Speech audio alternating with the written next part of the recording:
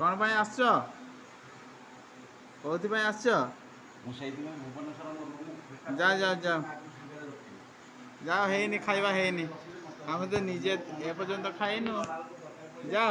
ମୁଁ ହୋଟେଲରୁ ଫୋନ୍ କରିକି ମଗେଇଦିଏ ଖାଇବା। ଆଜି ମନ ହଉନି ରୋଷେଇ କରିବାକୁ, ହୋଟେଲରୁ ମଗେଇଦେଲି ଖାଇଦେବି ଆରାମସେ। ମଗେଇଦେଲି ପଳେଇଆଇଲ ଆଜି। ଯାଅ ଯାଅ ଯାଅ ନା କାହିଁକି ରୋଷେଇ କଲନି? ଯାଅ ଯାଅ। ନା ନାହିଁ କାହିଁକି ନାହିଁ ମଗେଇଦେଲି ନାହିଁ, ନାହିଁ।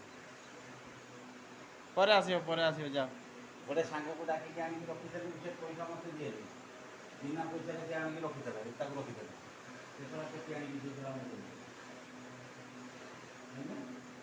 ଆରେ ଯାଅ। ସେ ମୋ ଫୋନ୍ କଲେ ବର୍ତ୍ତମାନ ଉଠଉନି, ଶୋଧିବି ବୋଲି ତାକୁ। ସେ କେତେବେଳେ ଯାଇଛି ଲୁଚିକି ପ୍ରାଣ ଅଛି ବିଶ୍ୱାସ କରେନି ରଖିବ ଆଉ ବୋଲି। ଯାଅ ଯାଅ। ସେ କେତେବେଳେ ଯାଇଛି ରୁମରୁ ମୁଁ ଜାଣିନି। ସେ କେତେବେଳେ ଯାଇଛି ରୁମରୁ ମୁଁ ଜାଣିନି। ମୁଁ ସଦାବେଳେ ମୋତେ ଫୋନ୍ କରିବ, ସେ ସାଙ୍ଗ କେଉଁଠି? ହଁ ମୁଁ ସେଠି ଅଛି। ସେ ଜାଣିଛି ମୁଁ ଯଦି କୁଆଡ଼େ ଯାଇଛି, ହଁ ମୁଁ 4 ଦିନ ପରେ